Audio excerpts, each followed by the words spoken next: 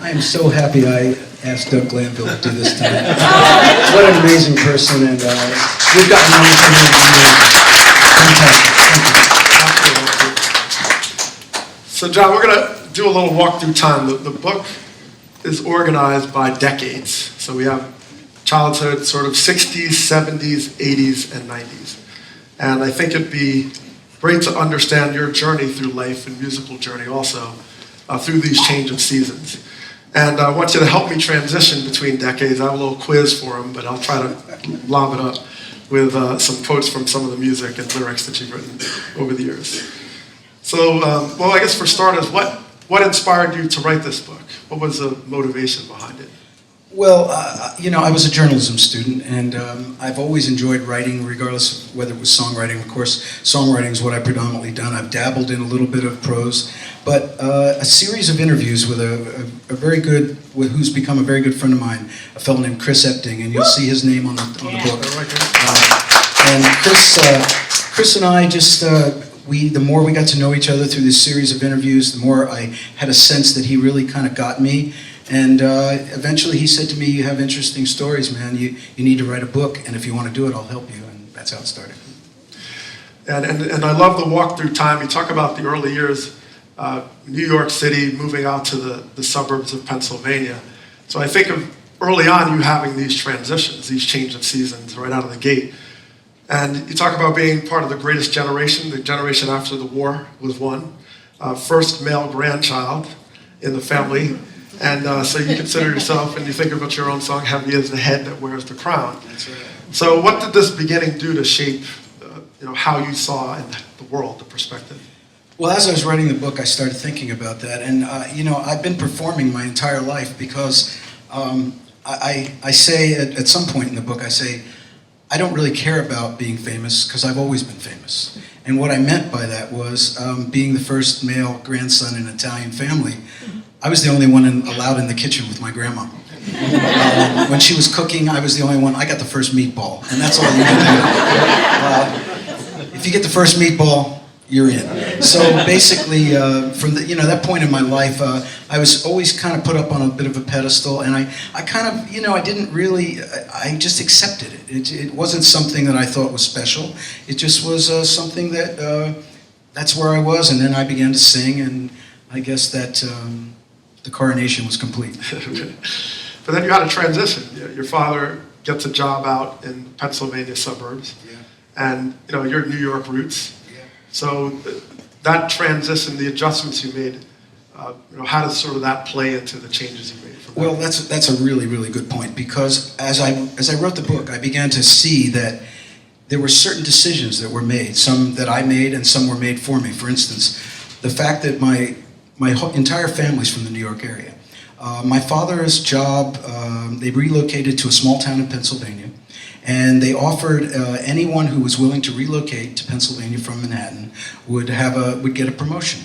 My dad took a leap of faith, which I think was really brave for someone in the early 50s, especially a New Yorker, because to go to a small town in Pennsylvania when the rest of your family's left behind in the New York area. So he moved us. We jumped into a 1947 Chrysler, and we headed west and ended up in North Wales, Pennsylvania.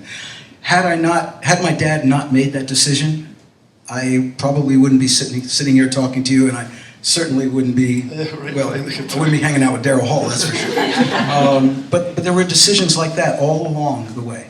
The move from the small town to Philadelphia. If I hadn't done that, I probably wouldn't have met Daryl either. And the list goes on and on. So I began to recognize in the course of writing the book that each one of these seemingly perhaps insignificant decisions turned out to be monumental, at least in my life. And in terms of the music side of that equation, I mean, what were the inspirations for your sort of musical interests at that time? Well, when we first moved to Pennsylvania, one of the first things we did, and I believe it was 1953 or 1954, I was maybe 4 or 5 years old, and my parents took me to an amusement park, and all I really wanted to do was go on the rides. But in the little band shell in this place called Willow Grove Amusement Park, Bill Haley and the Comets were playing, and they played Rock Around the Clock. And I was a little kid, and I ran down to the front of the stage, which was probably only this high, and I stood there, and I stood right in front of the bass player, who had a big upright bass.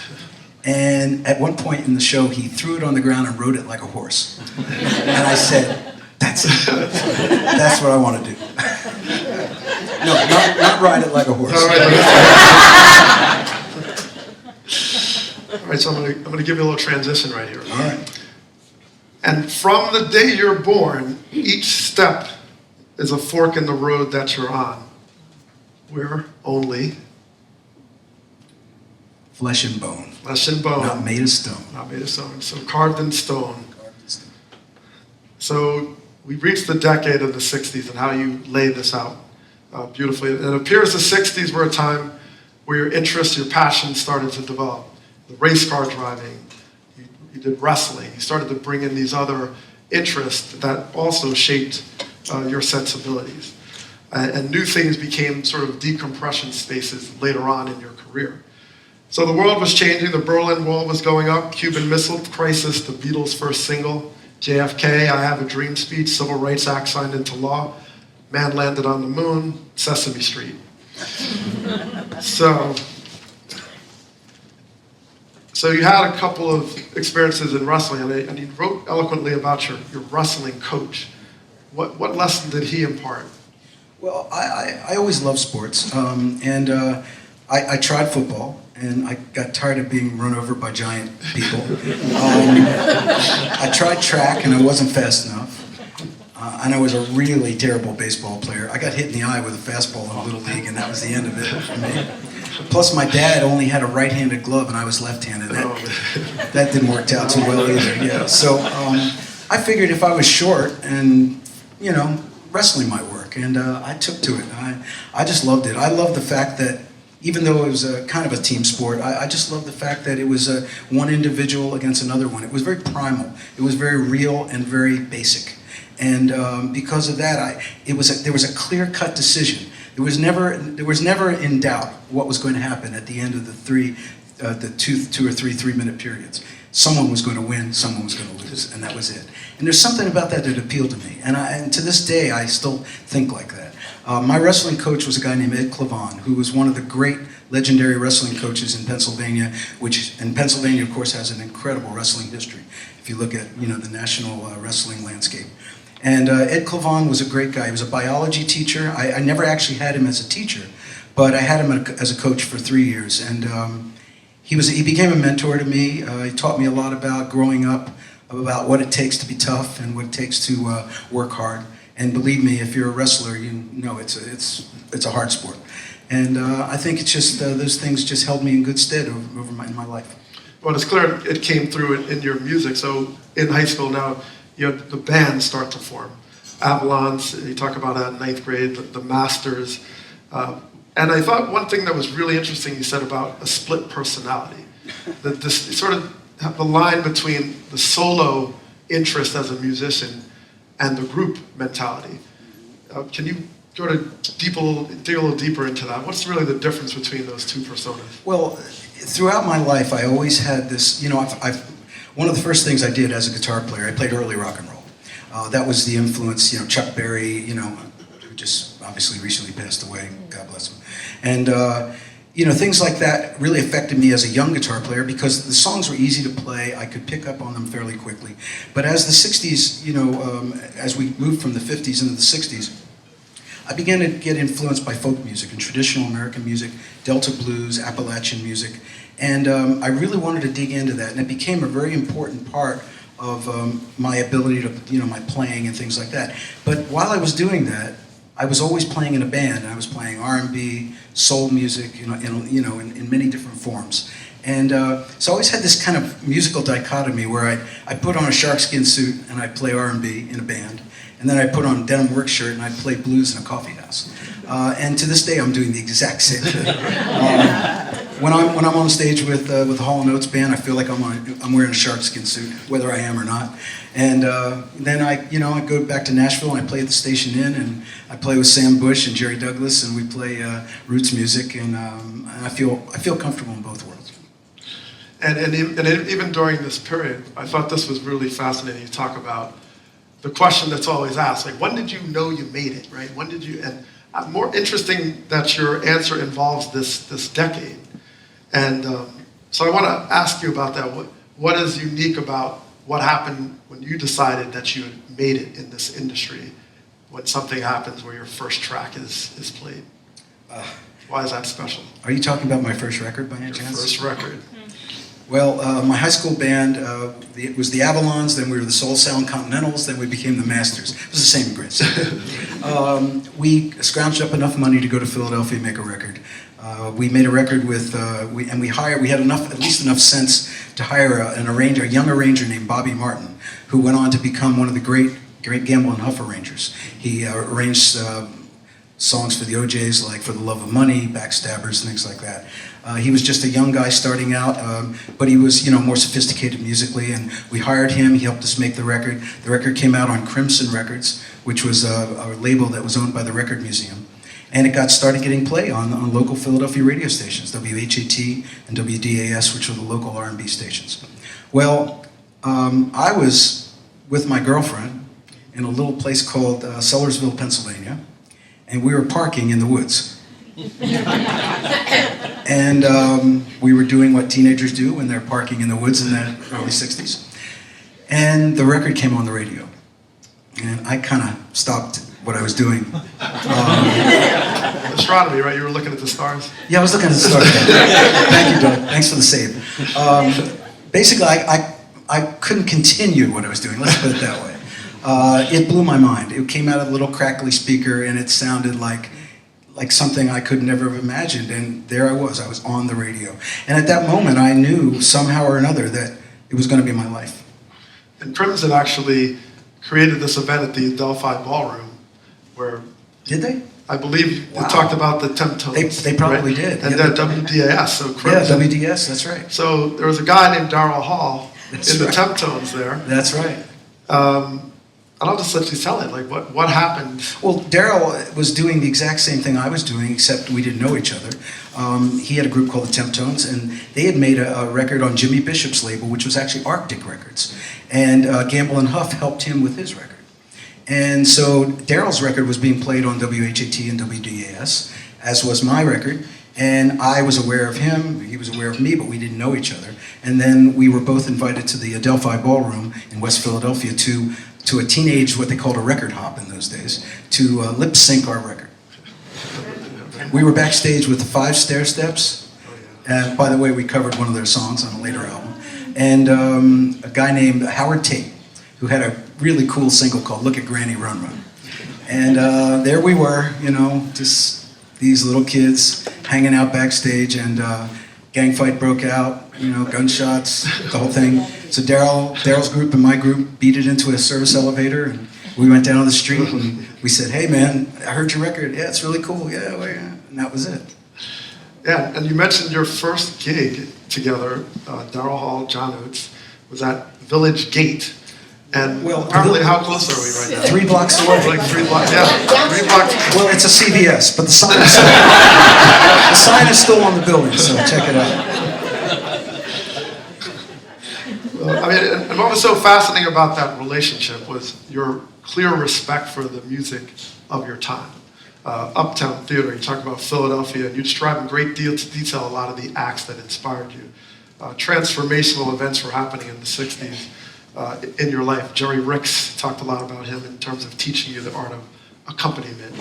So, that respect came through, and I'm curious, now that you've written this retrospective on some of them, do you see their lives differently, knowing as a kid when you were admiring them, what you think now about what they were going through in their career?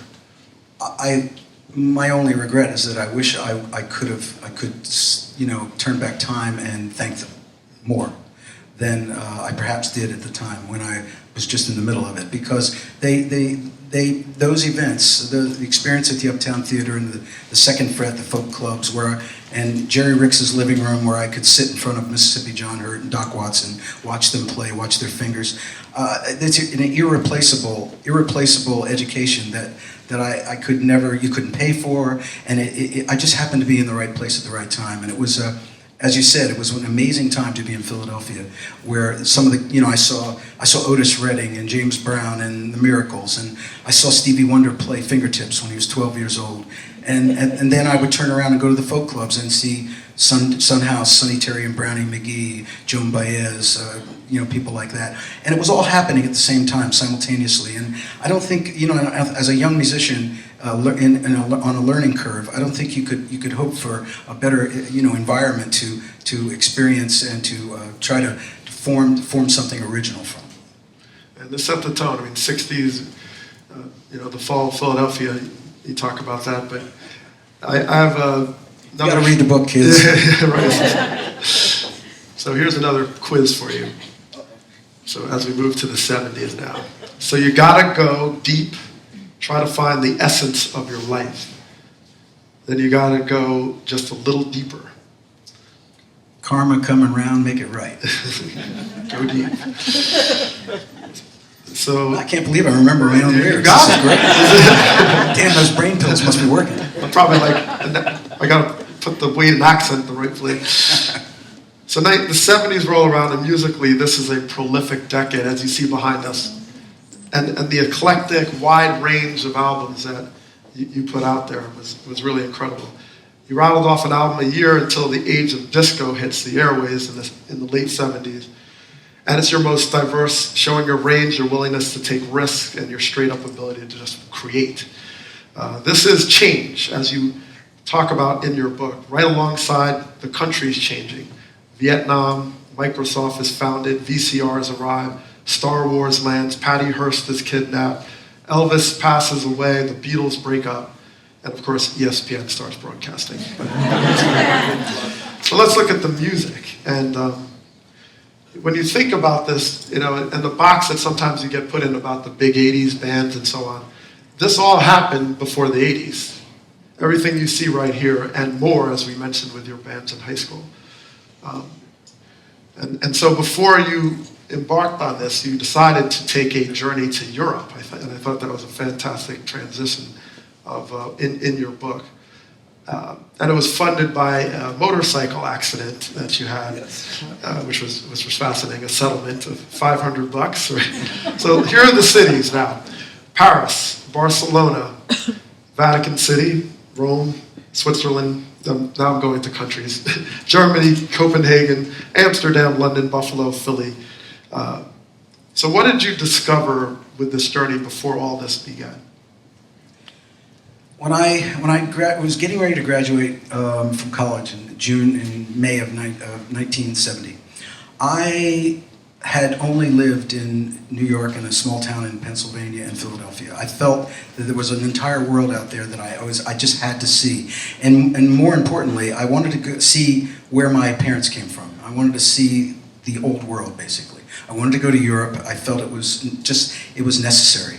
And the motorcycle accident, I found some sleazebag lawyer in downtown Philly. He got me $500, and I think I sold my record player and a few other things. And with about nothing against lawyers, I like lawyers, Jenny. My lawyer's here tonight. She's not a sleazebag. She's a very nice lady. But I just had to go. So with a backpack and a guitar, I took off for Europe, and with a few $100s really, and I made it last until the end of the trip. And the end of the trip's kind of interesting how I got back. But while I was gone, I had a small apartment in Philadelphia on Spruce Street over by 23rd Street, and I asked if Daryl's sister and her boyfriend would sublet it for me while I was gone for the summer.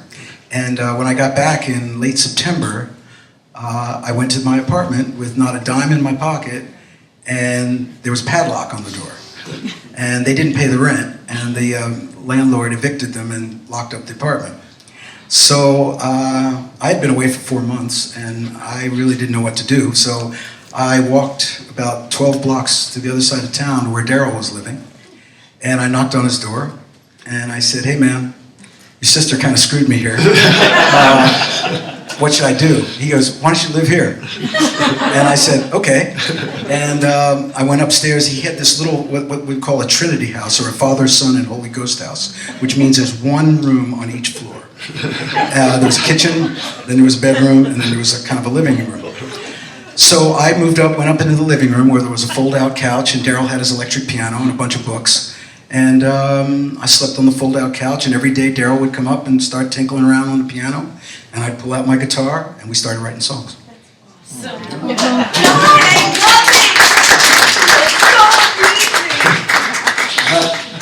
If it wasn't for Daryl's sister, I was only mad for a minute. I thank her every day. And it was, almost began a level of blur because the contract with Atlantic Records comes. It didn't come right away. Not right away. Yeah. Not right. And Tommy Mottola enters your life as a manager. I love the John Badera stories of the. We had our challenging business relationships. Yes, how you ended it really is. Yeah. So, but eventually, once you connect and it becomes formalized, you start to wake up into this tour world, this world of now translating your music in that sort of bedroom, creating music, going into the studio, and now getting into the tour life.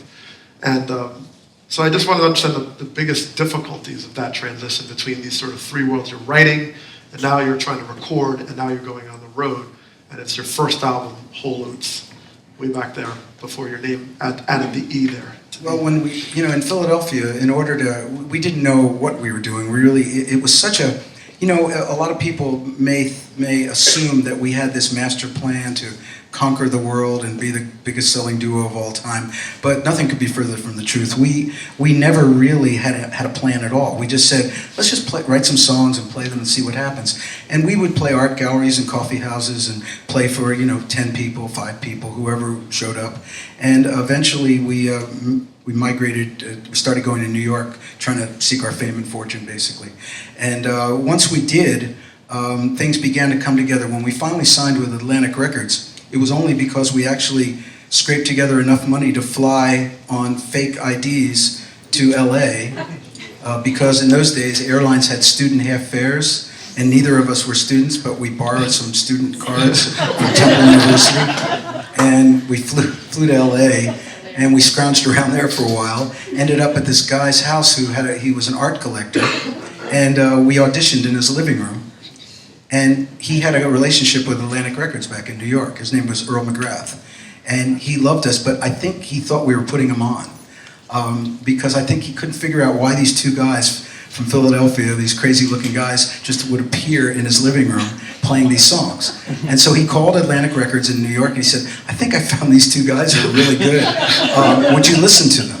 And we went to New York, and the day of the audition was actually, was kind of bad because Daryl was sick, the piano was out of tune, and we walked into a room with Arif Mardin, the legendary producer, and some of the brass from Atlantic, and we played we played what we had, and we thought we blew it. This isn't going to happen. And at the end of the afternoon, Arif Mardin just stood up and said to the suits, he said, I want to produce these guys. That was it. And you acquired a manager that day, right? Tommy Mottola. Yes, we acquired a manager, Tommy Mottola. So, and speaking of Mark, is he here tonight? I want to make sure. Facebook Live. So, but what was fascinating? So Martin he was the producer on Abandoned Luncheonette. He was the producer of Whole Oats first. Whole Oats first. And then Abandoned Luncheonette. Yes. And you referenced that by saying, and that's the album, referring to Abandoned Luncheonette, the one I always go back to when I need to remember how things should be done. Personal benchmark that to this day I measure everything against it. So what was so amazingly poignant about that production process with him? Well, on the first album, Whole Oats, it was basically just a random collection of songs that we had pulled together, really with no focus and no real point of view. But we had to get it out of our system. It was almost like, okay, let's make that first album, get on the road, experience that, and then see what happens. The Abandoned Luncheonette album was written in a very compact period of time. It was written in maybe a 2 or 3 month period of time. So it had a point of view. It had a coherency that the first album didn't have. And Arif Mardin was the ultimate producer for us at that moment because he liked the songs that we had written. but he knew how to serve them. He knew how to dress those songs and surround those songs with the best musicians and the right musicians for the right moment. And we had the pick of the cream of the crop of New York's studio musicians. And the players on that album were superlative.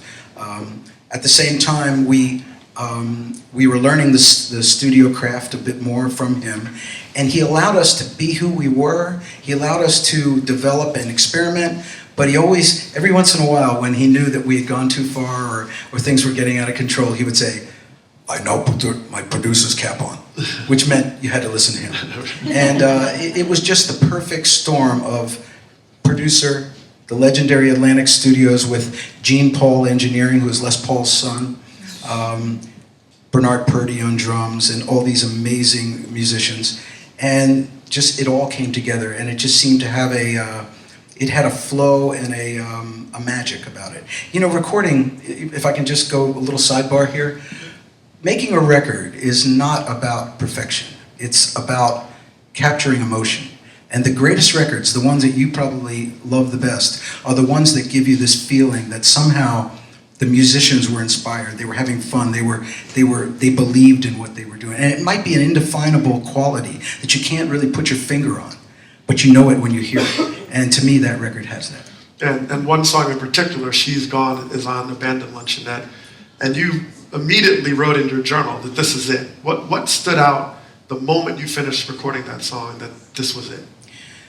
Well, the song itself was an interesting song. Daryl and I wrote it in about 2 hours. I got stood up on a date. It was the best thing that ever happened to me. Trust me.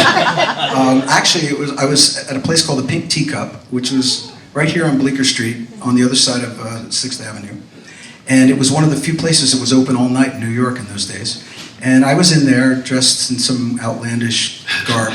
And in through the door comes this gal. She was, it was the middle of winter, it was about 10 degrees out. She had no coat and she had a pink tutu and cowboy boots.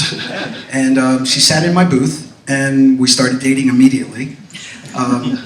That's a euphemism. North Carolina girl, too. It was the 70s, right? North Carolina girl. She told me some crazy story about how she lived with Donovan in his castle in England when she was 15. And I went, okay, she seems like fun. Let's see where this can go. So I asked her out for New Year's Eve. This was December. And I thought, okay, this is going to be fun. And she never showed up. So I sat on the couch and I started going, she's gone. She's gone. And, you know, it wasn't much really.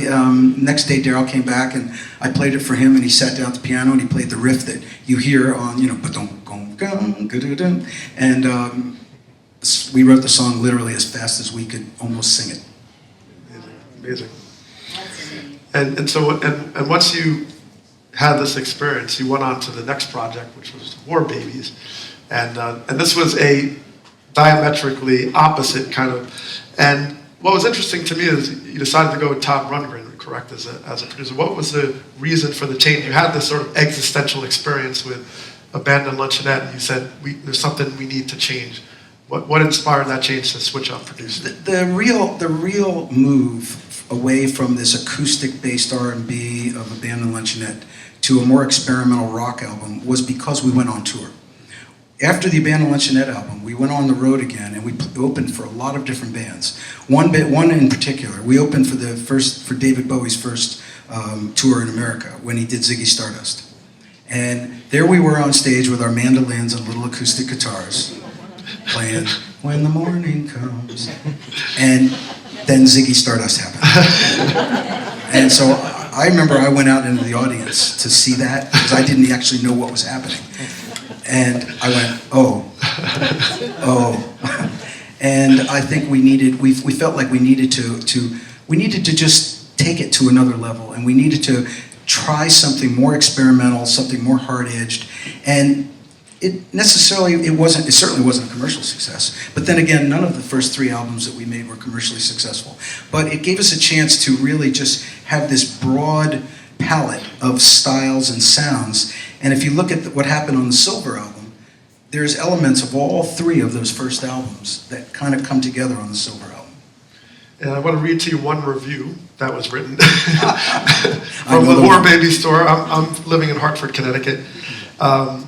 and it was a shock to the system, right? To the abandoned luncheonette Oh, fans. it was a big shock to the folkies who loved Whole Oats and abandoned luncheonette. So this Absolutely. one student said, "Noise can be bad for living things. The Hall & Oates concert was thus a Saturday night massacre, yielding deafness, disorientation, and headaches."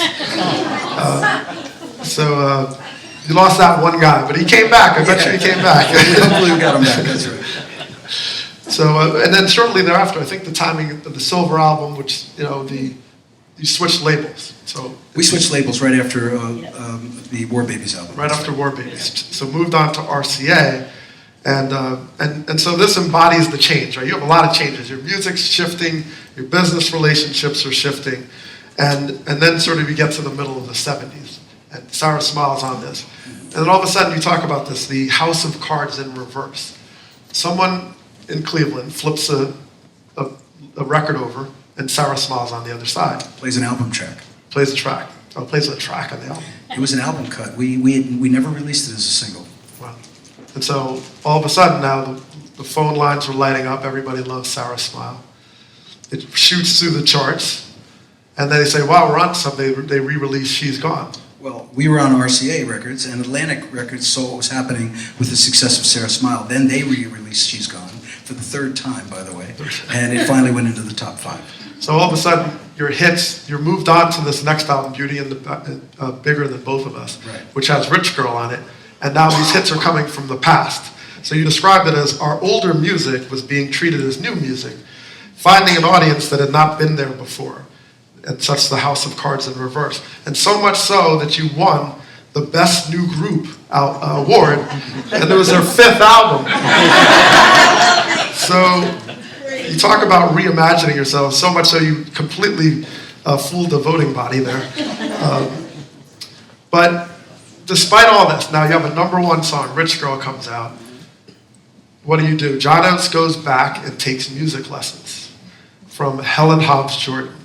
Now, to give you a sense of Helen Hobbs Jordan, she lived till 99, so that tells you a lot right there. And one of her parting statements was, "I don't tolerate errors. If you have a brain, for God's sakes, use it." So this is a tough cookie, right? So what changed where you already have this commercial success starting to come? You've done it, you're in a band, you're established enough to go back and take music lessons. Well, I always had a good ear, and I was a naturally, and for the most part, with few exceptions, self-taught guitarist. But I didn't have a real base in harmony and theory, so I didn't, I knew a little bit about what I was doing, but not really what I was doing. And I just felt that there was something going on with the players that I was starting to play with. When we did the Silver album, we went to LA, and we were, again, surrounded by some of the greatest studio musicians in the world. And I felt that there was something missing in my ability to communicate musically. And I just thought it was the right thing to do. I remember going to see her because she was a professional music teacher. She had an office on 57th Street, and she only taught professional musicians. When I first met her, she told me, if you want to get B's, go to college. If you want to get A's, come to me. And she goes, if you don't get A's, I'm going to kick you out just like I did. Well, I won't mention his name. But she's... Ray Charles, maybe? Nah, he didn't need anybody. But anyway, so I did this intense course with her on harmony and theory and musical theory, and it didn't last very long, but since I was on RCA Records and they had a huge collection of classical music, I sweet-talked her with a lot of free albums. And she was very nice to me, and I studied my ass off, and I eventually came out really having a much more basic understanding of where I was as a musician and where I could go. And that led to sort of the sort of back end of the 70s where you put together a few albums. And as you mentioned, it wasn't necessarily commercially successful, but you had different experiments. Now, Ecstatic, for example, the last one, this is a disco flavor. So by the time you get through this decade, I mean, you've hit every genre that man has invented, basically. And I enjoy the fact that, the race car driving being one of the hobbies, you drove out to LA on one time. Made my cross-country trip. Made the cross-country trip. Oh, yeah, I had to do that. But what was interesting is the three, and you mentioned those last 3 albums, you realized that the tours started to shift, right? You were in the big venues and you started going back on the club circuit, which is probably pretty shocking. You described it as quickly as big success had wafted in like some cloud of precious sparkling magic dust. It had dissipated, but it was another opportunity for reinvention. And I thought that was fascinating. You know, that's one of the things that I'm actually the most proud of in terms of my relationship with Daryl and the way we work together, is that when we were playing these big venues behind the success of Rich Girl, Sarah Smile, and She's Gone, we were playing arenas, and the whole thing just disappeared overnight with the making of the Beauty on the Backstreet album, one right there. And when it disappeared, rather than panic, we said, what can we do how can we use this downtime when we're not in the spotlight? What can we do to improve where we're at and go forward? And we didn't know where we were headed. We had no clue, but we knew that it was a singular opportunity to actually step out and reevaluate where we were at and figure it out. So what we did is we developed a band, and for the first time on the Along the Red Ledge album and then on the Ecstatic album, instead of going into the studio with studio musicians accompanying us, we went in with our touring band. And that was the precursor to what happened in the 80s. That led us to the 80s. So I'm going to throw another quote at you. Okay. We're going into the 80s. People say that beauty is spirit deep inside. The way you look at beauty is the way you look at life. The eye of a beholder is the window to the soul. Beauty is just like passion. It's the same. For young and old? For young and old. You got it. Man, I feel like I'm in school. Doug's got me on a pop quiz here. 80s, the Challenger, Oprah starts, Halley's Comet, first year Rock and Roll Hall of Fame inductees, Top Gun, top movie, Rock Me Amadeus. So now we're getting New York now. And I'm going to throw another quick quote at you. It's from the Ooh Yeah album. Moving through sound, cities like wildlife, overgrown and living undercover. Wound up. Did I write that? No. This time, probably. Daryl wrote it. Then I have no idea what it is. Wound up so tight. So, yes. So the magic dust you talked about came back in full force with the turn of the decade. You were not only ahead of the curve, you became the curve, responsive to the slightest change in taste from your natural instincts of New York street life. Your number ones were versatile, from the demo-inspired Kiss on My List, to the funk of No Can Do, to the big chords of Private Eyes, to the tech brilliant Out of Touch. You are now leaders, yet still brave enough to experiment with the boundless range of your capabilities. So Voices comes down the pipeline here. Brought a new sound, stripped down, taut and edgy as you describe it. And then all of a sudden the hits were there. 4 top 40 hits, including the number 1 Kiss on My List. So I decided to design a t-shirt. I mentioned this, I'm going to bounce this off you. Because all the haterade sometimes you get for just being the big 80s. So it's going to say Daryl Hall and John Oates, big 80s band. And on the back it's going to say, in studio since 1967. Like that? All right. Oh, that works. I love that. Can I try another one? Yeah. Next t-shirt. 12 albums cut before the launch of MTV. Radio stars before video stars. Woo. All right. Man, okay, did I tell you? I'm making this t-shirt. So why don't you, let's clear the air here. What do you think are the biggest myths about the 80s defining you and your music? Well, first of all, I have to say that when we did Voices, that was when we made a conscious decision to produce ourselves. And that changed everything. We made the record we wanted to make with no interference at all. And not to say that the other producers interfered, because we learned a lot from every person we worked with. But it was time for us to go in with our band and just play. And that's really the template that started with the Voices album. That really, it's never really ended. That was our secret to success. And of course, another thing I'm probably the most proud of is that every one of our hit singles in the 80s, not one of them sounds like the other one. There's a lot of pressure by record companies and radio, especially in those days, to kind of repeat your success. You know, you have a hit with a song like "You Make My Dreams Come True" or "Kiss on My List" or whatever, and they want "Kiss on My List" too, or "Private Eyes" too, because they figure, well, it's the path of least resistance. But we never did that, and I'm really, really proud of that, because we made the music we wanted to make, and we made sure that the people we were working with, and the record companies in particular, rather than meddle in the artistic side of what we were doing, we just said, look, we're going to make these records, you figure out how to sell them. And part of that musicality, the "and" of Hall & Oates, you talk about the great Tom and late T-Bone Walk. A great story about how he won the job. You want to share that with us, and how T-Bone Walk became your bass player? Yeah. Actually, just so you know, the reason Doug's here tonight is because he was actually a bigger fan of T-Bone than he was of me and Daryl. So when Doug came to our first Hall & Oates concert, he really didn't come to see us. He wanted to see T-Bone. I don't blame him, to tell you the truth. Well, we were searching for a bass player around the time right after the Voices album. And we had G.E. Smith and Mickey Curry, who became the core of our 80s band. And we had two guys who, we were holding auditions at SIR, Studio Instrument Rentals on 54th Street. And we'd gone through a number of bass players, and finally had whittled it down to two finalists. One guy was a really tall, skinny, good-looking guy from Long Island with a great haircut.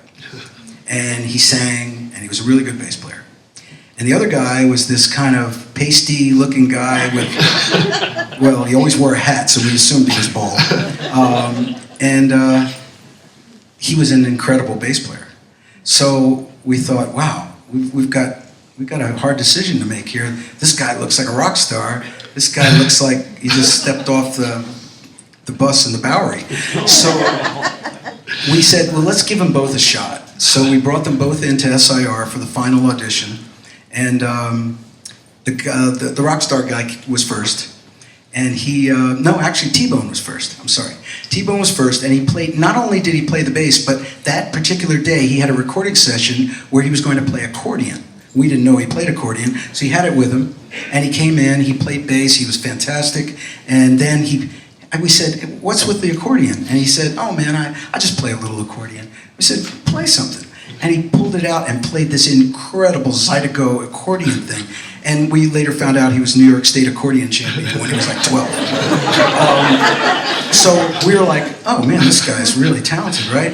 So then he leaves, and the rock star guy comes in, and he plays, and he's great as well. And we're like, man, the band will really look good with him in the band, you know? So we're kind of thinking where that's going around in our heads. And so we sit down to have a little chat afterwards. And he sits down, and he sits across from me and Daryl, and he said, hey, Daryl, once I'm in the band, he was kind of cocky, once I'm in the band, maybe I should sing Kiss on My List. and Daryl turned to me, and he went, hey, John, go get the ball guy. And that's how we got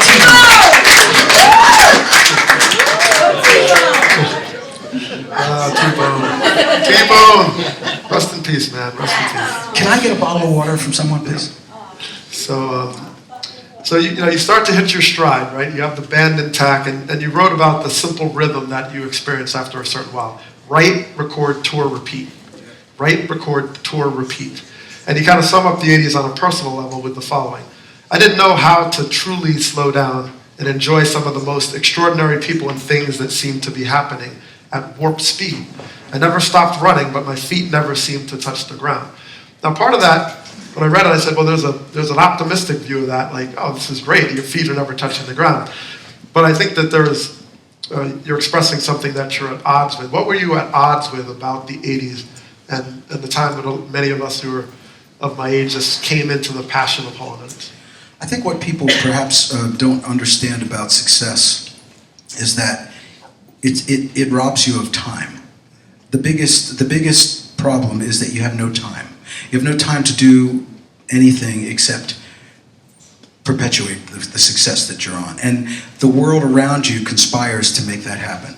Whether it's the industry, the recording industry, the radio, your managers, the band, your crew, the people that are depending on you for salary. There's a pressure, and sometimes it's not so subtle, and sometimes it is, to keep that thing moving forward, because that's, it's just there. And the more successful you are, the more the pressure, comes down on you. That's what I meant by that. And, since 1972, that's all we ever really did, was we wrote songs, went in the studio, recorded, then we toured. And then as soon as the tour was over, we wrote songs, went to the studio, recorded. So that was going on for, over 15 years. And it just was then of course in the 80s, we added the extra responsibility of making videos. And we had to shoehorn that in as well. So there really was no time, and we were so big that the demands for us around the world were tremendous. We went to Europe, we went to the Far East multiple times, we were touring in America, and it just never stopped. And when you have, and then of course your lifestyle escalates along with the success, and that also requires that you keep the machine, keep the wheels turning. So that's what I meant by that. And of course, we'd all thank you for that sacrifice, for sure. I mean, no doubt about it. But it's great to get a window into understanding what that was like. And as you mentioned, no two songs were alike, yet you had this phenomenal decade, and fantastic. So I was Out of Touch was a breakthrough for me. I love that song with the remixes, and it was just no formula, and I think that changed everything. So the other thing that I think that gets lost is some of the revolutionary ideas outside of video you mentioned. You had a tour, a sponsored tour. Like, these are some of the things you contributed in the 80s. The Carefree Gum, you toured through that. High schools across America were thrilled. But you came up with so many different ideas, the boombox for the ecstatic video. So there was a lot of revolutionary ideas you placed within this 80s success that you had. That was even outside the music. But I want to get to the 80s and how you sort of made your transition musically in terms of your partnership. So you closed out at a certain point where you had this ridiculous run. I mean, Live Aid and We Are the World, which was a great story in the book, by the way. Apollo, Liberty concerts, millions of albums sold out arenas. The Apollo with the Temptations seemed to be the top of the earth right here. So the question many of us had, and I know you've explained this before, but what made you stop? What stopped the run?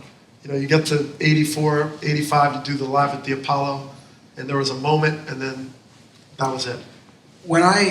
The first thing we talked about it earlier. When the first time I played with Daryl was at the Village Gate. I was backing his group up, and after the Village Gate show, Daryl's group were very friendly with the Temptations. This was late 1967 or 68, and they had invited the group to see them perform at the Apollo Theater. Now, I was a giant Temptations fan, and that's one of the things Daryl and I bonded over when we first met.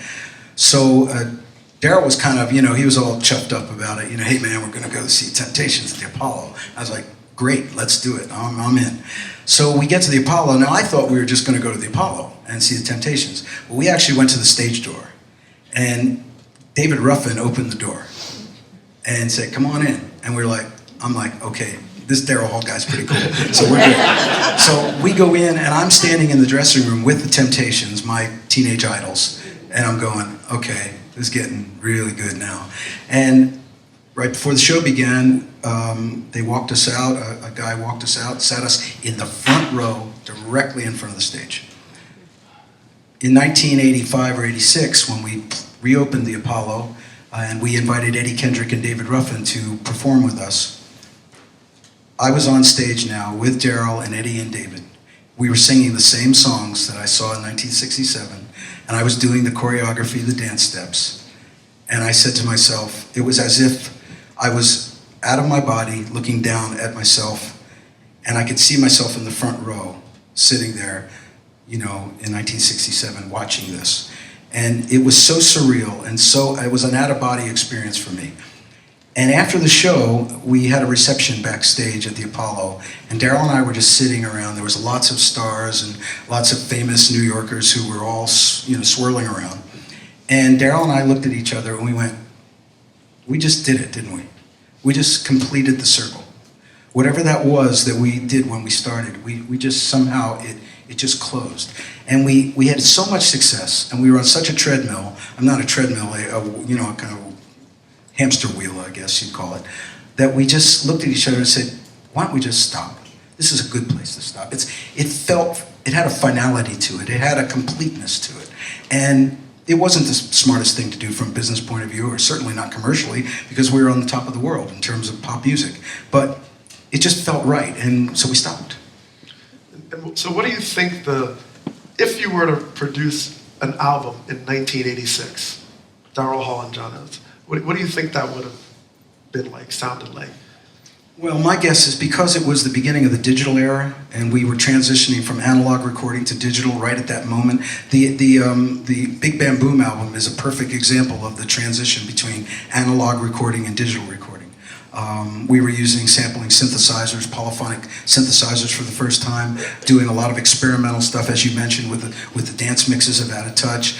And so we were on a breakthrough era. So my guess is if we would have made another album, we would have gone more in the digital experimental side, because the equipment was becoming available. And when you're on top of the world in terms of popularity and success, the companies all want you to use the newest, latest, and greatest.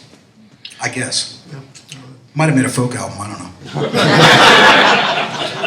I would have bought it regardless. I was 16. But you go home after this, right? There's a transition. You stop, and you come home, and everything soaks in. And you mentioned this in the book. You realize relationships are adrift. There's no manager.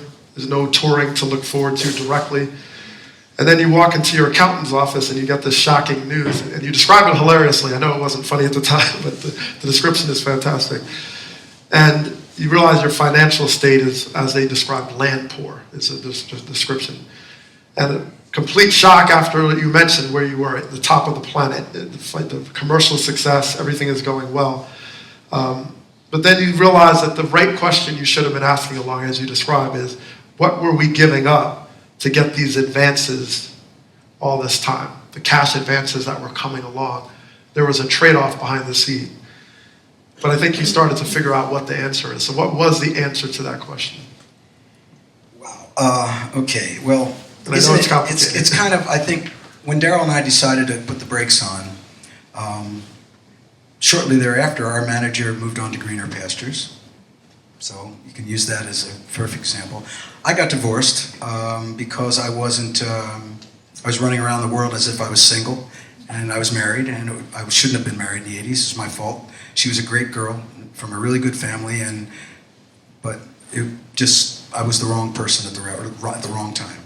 And when I was living, basically, I was living the life of a rock star. I was a rock star. I had multiple classic vintage automobiles. I had airplanes. I had 2 apartments in New York, a condo in Aspen, a house in Connecticut. And I was living, I was living that life. And when the whole thing kind of fell down, and as you said, it's known as land poor. It means that you have a lot of shit, but you don't have any money. Luckily for me, I had a lot of shit.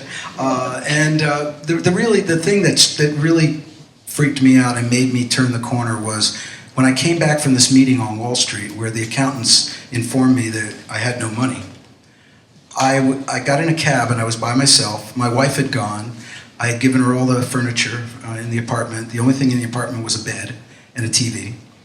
And as I was going uptown from Wall Street to my apartment in Greenwich Village, I was sitting in the back of the cab, and I began to get a pain in my chest.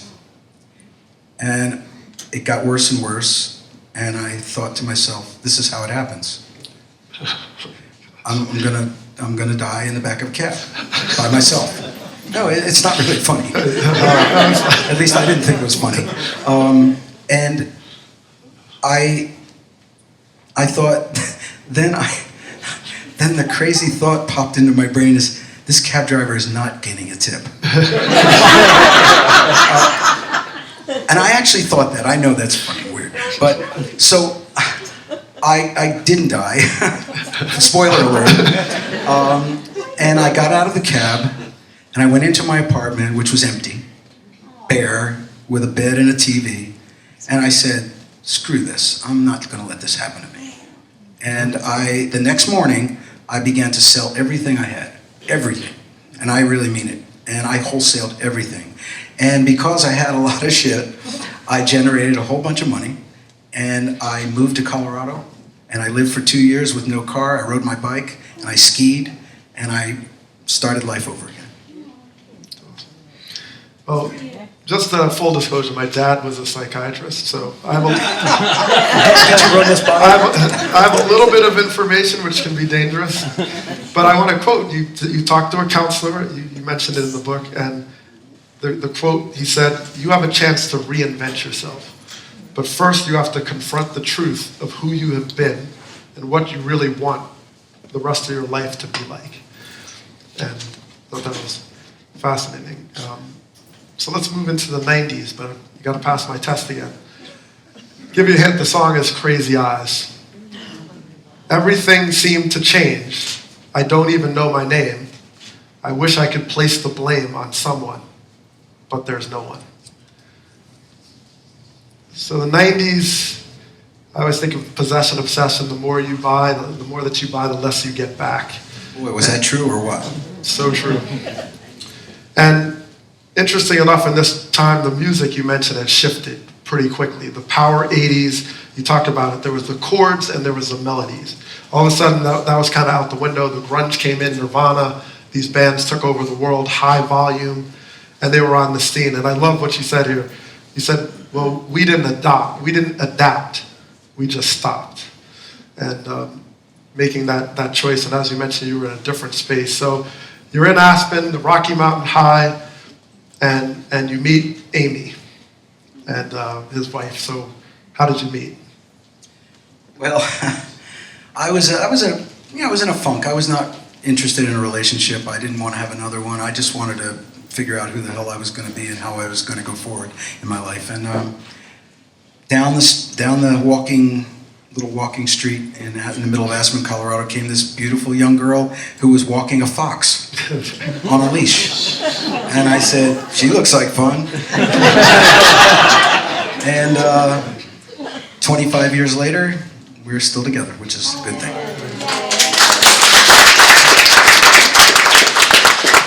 And this is the lifestyle is a 180. We're talking, man-eater, New York City to Aspen, Rocky Mountain High, right?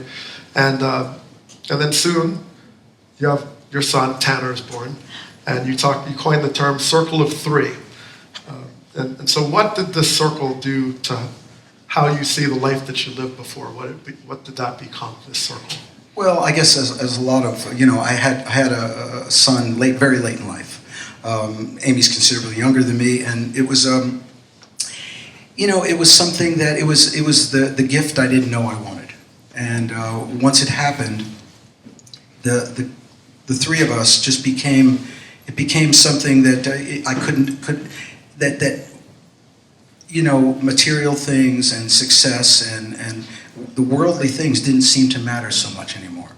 And this idea of the Trinity, the idea of the power of three, it's an age-old symbol and a concept, and to me it had a power, and I just wanted to give myself up to that. I felt that this was my opportunity to not be looking so much at myself and looking inward, but looking outward and taking care of someone else for a change, and not being so self-absorbed. You have to remember when you're a performing artist and you're in this world that I grew up in, basically. It's all about you.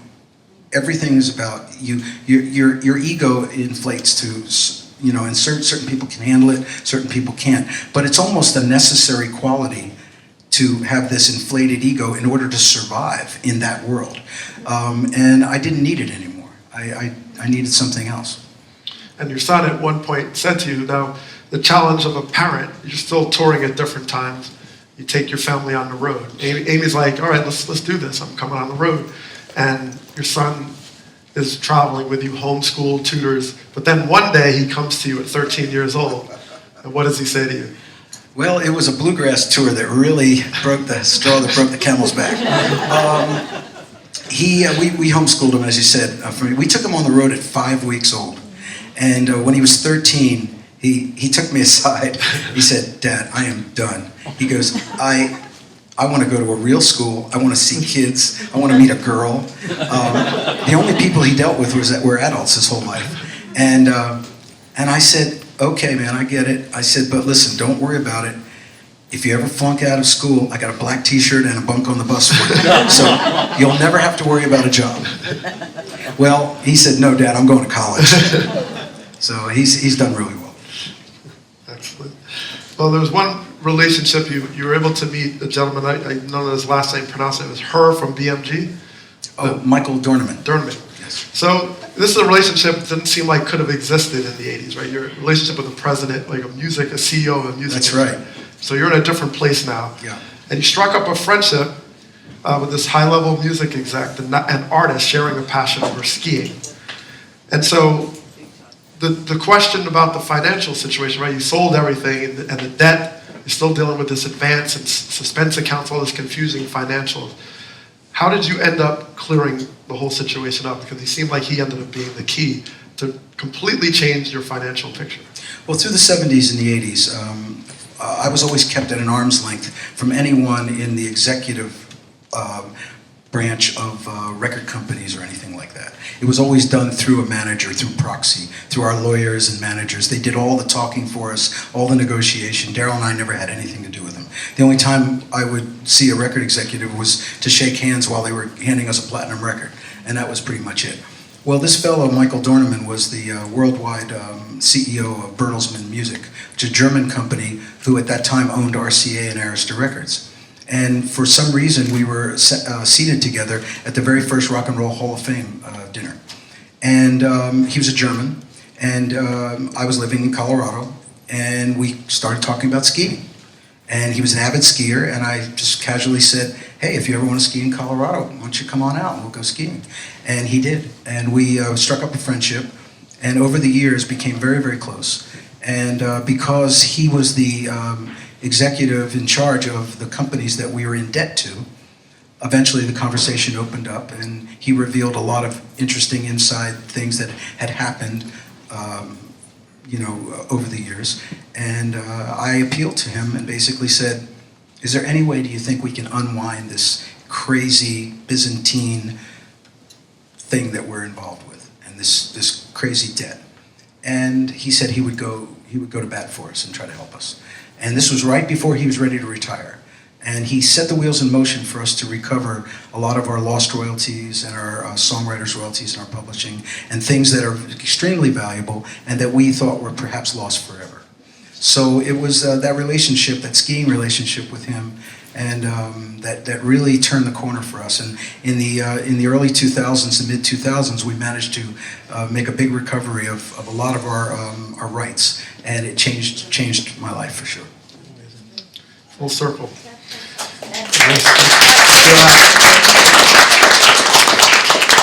So I do my little quiz here